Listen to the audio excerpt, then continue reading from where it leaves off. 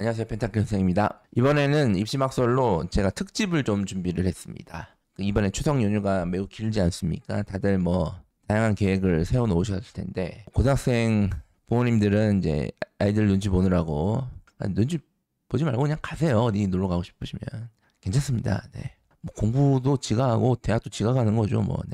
어쨌든 이제 긴 추석 특집 동안 짧고 길게 어디를 다녀오실 것 같아가지고 제가 이제 특집으로 3개를 이제 준비를 했습니다. 물론 하나 따로도 들으셔도 되는데 그 하나 이 3개를 다 한 번에 들었을 때 조금 더 이해도가 높아지는 어떤 그런 방송 콘텐츠를 준비를 했고 1년 반 전쯤에 이제 사기업에서 제가 설명회 이제 강연 의뢰가 들어와서 준비를 했다가 이제 거기서 이제 캔슬이 돼가지고 그냥 에이씨 욕하고 이제 묵혀놨다가 언젠가 하지 않을까 싶어서 묵혀놨었는데 그걸 깜빡하고 있다가 우연히 제가 컴퓨터 좀 정리하다가 발견해서 그럼 요거를 좀 정리를 해서 3개로 좀 나눠서 이번 추석 긴 연휴 동안 들을 수 있게 좀 특집편으로 준비를 해보면 어떨까 해서 제가 준비를 해봤고 뭐 이게 오늘 제가 이번에 특집에서 다루는 내용이 뭐 과학적으로 사회학적 뭐 그런 과학적 뭐 통계학적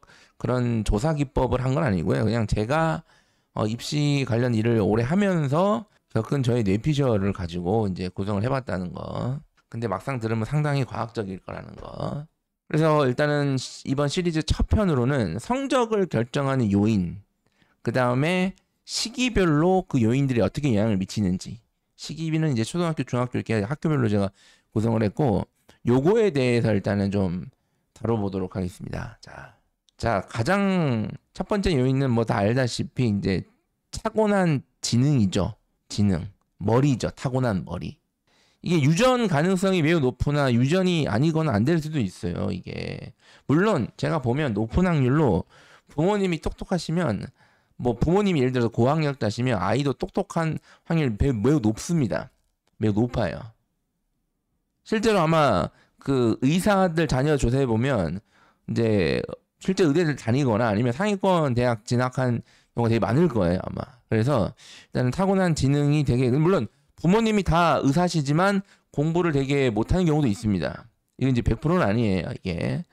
근데 높은 확률로 부모님이 고학력자시고 하시면 이제 아이도 되게 똑똑할 가능성이 높다. 근데 이제 요거는 뭐 그런 지능을 뭐 그 정도의 지능도 지능인데 이제 뭐 진짜 막 천재라고 불리나 이제 막 그런 것까지 다 포함입니다. 그래서 일단 타고난 지능이 성적을 결정하는 요인 중 가장 사실은 제가 봤을 때는 매우 큽니다.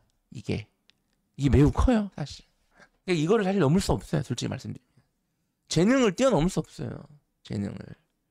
아이씨, 야이씨, 추석 때 열받게 끝이냐. 자, 그런데 예를 들어서 뭐 그 예체능 계열은 재능이 이제 정점에 서는 거잖아요. 물론 노력도 하겠지만.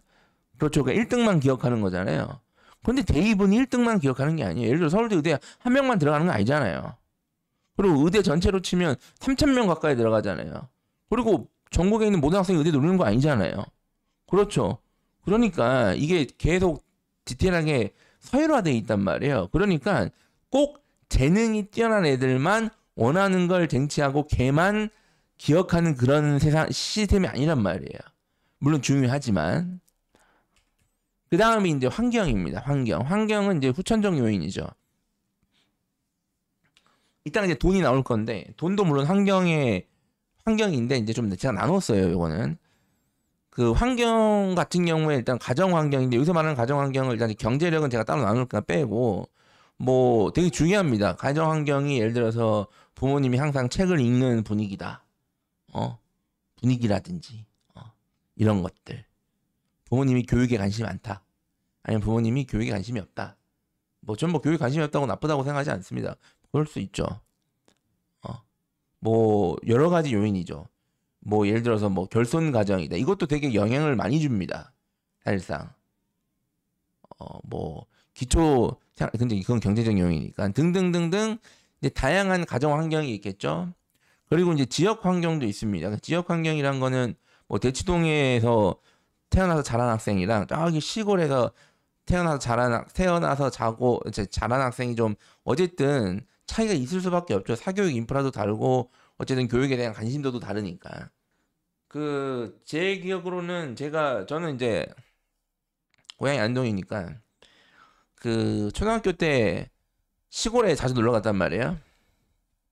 안동이 시골인데 이제 할아버지 할머니 댁은 더 시골에 있어요. 거기 가면 뭐 소, 뭐 경운기 막 다 있어요. 그래서 그 저희 사촌 형님이 중학생인데 벌써 막 경운기 몰고 그랬어요. 예전엔 다 그랬습니다. 네. 그러니까 이제 그런 게 환경이에요. 근데 누가 대지동 사는 애가 경운기를 뭡니까? 중학생이 경운기 뭔지 모를걸요? 그때 경운기 이렇게 돌려가지고 시동을 걸어야 아실까요? 돌려서 시동을 걸어야 됩니다. 돌려서. 그 돌리다가 네 팔이 돌아가죠. 그 다음에 이제 경제력과 돈. 요거는 사실은 학생 입장에서는 자기 돈은 아니잖아요. 자기 돈은 그렇죠. 그러니까 선천적 요인인 거예요. 내가 태어나고 보니까 우리 집이 부자네, 여유가 있네 이거. 물론 이거는 후천적인 변수는 있습니다. 뭐 계속 부자일 수도 있고 아니면 뭐 아버님 사업이 힘들어서 좀 안 될 수도 있고 아니면 집은 부자인데 아버님이 딱 야 니는 네 거고 니 알아서 해. 막 정말 의식주 기본적인 것만 딱 해결해주고 뭐 그럴 수도 있고 어쨌든 그런 거니까 이 경제력과 돈은 선천적 요인이 가장 크지만 이제 후천적 변수도 있다. 그래서 요 어느 정도의 경제력을 말씀하시는 거냐라고 저한테 물어보시면 교육비를 고민하지 않고 쓸 수 있는 기준 요 정도 내가 교육비 지출에 딱 큰 고민 안 한다 그러면 이 경제력이 어느 정도 받쳐준 거다. 네, 물론 이제 이 사교육비를 막 몇천만 원씩 쓰시는 분도 계신데 뭐 그것도 뭐 별로 신경 안 쓰고 쓰시는 분도 있더라고요. 근데 어쨌든 그거는 약간은 평균에서 벗어난 거니까 보통 사교육비 지출이 그 평균 레인지가 한 달에 최소 100에서 고등학생이 되면 뭐 한 300 사이에서 보통 이루어지는 것 같은데 그러니까 요 정도 사교육 진출이 전혀 고민이 안 된다. 뭐 그거보다 조금 더 가도 뭐 이러면 이제 경제력은 어느 정도 받쳐주는 거다. 이렇게 보시면 될 것 같고 자 그 다음에 요 세 개가 사실은 대입을 결정하는 건데 그 다음에 최근 이제 되게 중요해진 게 있습니다. 그게 이제 이 대입 정보를 판단할 수 있는 능력 그리고 그 대입 정보를 적절히 적용할 수 있는 부모님의 지능입니다. 부모님의 지능이에요. 그러니까 요거랑 좀 다른 게 부모님이 뭐 예를 들어서 뭐 대학을 못 나오셨다. 뭐 안 나오셨다. 뭐 그냥 솔직히 그냥 공부를 못했다. 그러면 그 아이가 물론 공부를 잘할 수 있습니다. 이게 유전적인 게 뭐 100% 그런 건 아니니까. 그렇죠? 근데 뭐 단순히 그런 걸 제가 얘기하는 게 아니에요. 뭐 부모님이 야 니도 수학 못하고 나도 수학 못하니까 우리 애도 수학을 못하는 거지. 뭐 그런 제가 얘기하는 게 아니라 요거는 대입 정보와 관련된 거예요. 대입 정보가 되게 중요하잖아요. 그래서 그거에 맞게 판단을 빨리빨리 하셔야 되잖아요. 뭐 고등학교 어디 갈지, 뭐 학원 어디 학원을 어디 보낼지, 그다음에 등등등등 이런 것들 그렇죠? 네. 그리고 어떤 대입 정보를 취사 선택할지 어떻게 적용할지 이런 것들은 저는 이제 부모님의 지능이라고 이게 부모님의 지능이에요 이게. 근데 단순히 많이 한다고 중요한 게 아닙니다. 판단하고 적절히 적용할 수 있냐가 중요해요. 요거는 후천적 변수죠. 그렇죠. 그래서 제가 보면 부모님이 진짜로 쓸데없는 짓을 시키거나 아니면 잘못 판단해서 애들 대입을 망치는 경우가 매년 급격히 증가하고 있습니다. 대표적으로 최근 가장 많은 게 제 인문계를 가야 되는데 자연계를 보내가지고 대입을 망치는 경우예요. 이 얘기하면 또 열받아서 댓글 다시겠죠. 또 네. 막 댓글을 이제 쓰시겠지만 뭐 어쨌든 네 그렇습니다. 요 네 가지가 제가 봤을 때는 학생들 성적과 대입을 결정하는 가장 큰 요인이다. 지금 그 다음에 기타적인 요인을 조금 추스러 보면 이 성격이랑 성향도 되게 있습니다. 특히 이 성격이랑 성향은 특목 다사고 진학할 때 좀 중요해져요.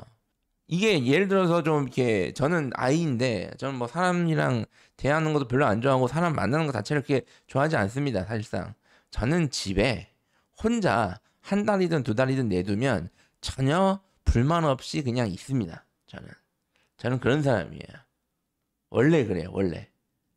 뭐 오해하시는데 저 인간이 방송도 하고 뭐 강연도 많이 하니까 되게 외향적인 사람이라서 아닙니다. 저는 설명회를 하면 강연을 하면 그날 쓴 에너지를 다 쓰는 거예요. 그러고 이제 집에 가서 누워 있는 거예요, 그냥. 근데 뭐 예를 들어서 특목 자사고 특히 외고 국제고 이런 데는 비교과 활동이 많고 외향적인 학생들이 좀 더 친화적인 거거든요. 그러니까 이제 이런 것들이 중요하고, 그리고 사실은 이 비교과 활동도 보면 고등학교에 와서 비교과 활동보다 학업이나 성적 관리를 좀 더 신경 써야 되는 애들이 많은데, 뭐 이게 또 비교과 한다고 막 이런 게 성향 문제인 것 같아, 제가 봤을 때는. 그리고 뭐 수행평가도 뭐 이 정도만 하면 만점인데 굳이 막 이렇게까지 하는 애들이 있거든요. 이걸 넘어서서 안 돼, 내 마음에 들지 않아. 아니 뭐 지금 조선시대 도공이야? 다 깨트려 네 마음에 안 들면? 어. 이제 이것도 성격과 성향이다. 요거는 이제 선천적인 거가 호천적인 게 복합적으로 작용하는 거죠. 네. 이게 성격과 성향은 복합적으로 작용하는 겁니다. 쌍둥이 키우시는 분들도 성격이 완전 다르다 이런 분들 많으니까. 그 다음에 이제 인내력. 뭐 요즘에는 워낙 유혹이 많으니까 다양한 유혹을 이겨낼 수 있는 능력. 뭐 게임, 그 다음에 유튜브, 인스타 이런 것들을 얼마나 내가 컨트롤하면서 인생 네컷 이런 것들, 마라탕 이런 것들 얼마나 내가 컨트롤할 수 있는가 이런 것들. 그 다음에 이제 스트레스 대응 능력입니다. 그러니까 회복력이에요. 이거는 이게 사실은 초등학교 고학년만 돼도 스트레스가 이제 증가하고 중학교 고등학교로 올수록 되게 힘듭니다. 그러니까 실제로 고등학생들은 시험 한 번 칠 때마다 스트레스가 크단 말이에요. 그다음에 중학생들도 뭐 고입 준비한다가 실패하면 그거 수습이 못 돼가지고 막 그냥 상처 있고 막 무너지는 경우도 있고. 그러니까 이제 이런 회복력 요것도 중요하고, 그 다음에 이 모든 거를 다 잡아먹는 운명이 있어요. 운명입니다. 운명. 부두술이죠 일종. 뭐 진짜로 예를 들어서 수능 모의고사 만점을 늘 맞다가 수능날 가다가 교통사고가 나가지고 입원했다. 이건 뭐 어떡합니까? 운명이죠. 예. 뭐 머리가 좋고 뭐 합니까? 이런 것들. 그리고 뭐 수시 원서를 진짜 막 아무 생각 없이 확 질렀는데 막 펑크가 나서 붙어. 이거 운명이에요 이런 거. 막을 수가 없어요 이런 거는. 근데 문제는 이제 요거에 관심이 많으신지 요즘에 부도수를 시전하시는 분들이 많더라고요. 그래서 이거는 그냥 제가 웃자고 이제 써놓은 거고, 요거 좀 기타. 자, 그 다음에 그러면 이게 이제 메인 요런 것들은 이제 최근에 좀 기타적으로 중요한 거고, 이 중요한 기준 요 네 가지가 이 학교 시기별로 어떤 영향을 미치는가. 자, 지능은 어렸을 때 초등학교 입학 전에는 물론 어이구 제가 똑똑하다, 제가 영재인가 하지만 뭐 그 사이에서 엄청나게 막 크게 차이가 나는 거 아니잖아요. 그죠? 그냥 애들, 완전 애기들. 그렇죠?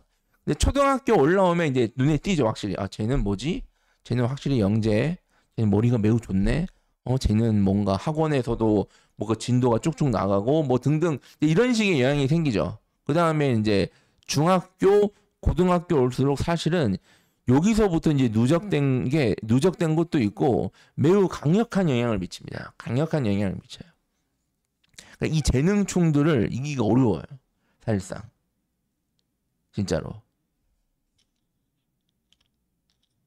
특히 이제 수학 이런 것들 이게 어렵죠. 그 다음에 국어 이런 것도 재능의 영역이에요. 사실은. 뭐 딱히 국어학원도 안 다니는데 그냥 국어만 하면 성적이 잘 나오고 이런 애들도 있으니까 이런 것들. 그래서 요 지능은 사실은 초중고가 되면 이제 강력한 영향을 미치는 거고, 그 다음에 환경도 그 어렸을 때는 물론 이 어렸을 때의 그 이 아이의 정서와 어떤 세계관을 매우 중요하게 결정하는 걸로 제가 알고 있는데, 이제 대입과 관련된 겁니다. 대입과 관련된 거예요. 초등학교 때부터 사실은 이 후천적 환경 조성, 부모님들이 해야 되는 거 이게 중요한데, 사실은 이 초등학교 때 부모님들이 핸드폰을 사주지 않습니까? 스마트폰을. 여기서부터 이제 시작되는 거예요. 저는 스마트폰을 사주면 안 된다고 생각합니다. 대입을 위해서는. 야씨 네가 키워봐라. 그거 안 사줄 수 있나? 근데 어쨌든 안 사줘야 된다고 생각해요.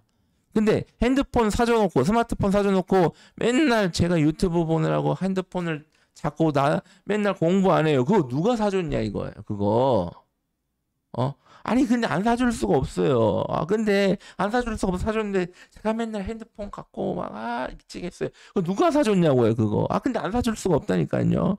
아 근데 제가 그거 가지고 네 이거잖아요, 그죠? 그러니까 여기서부터 영향이 있는 거야. 여기서부터.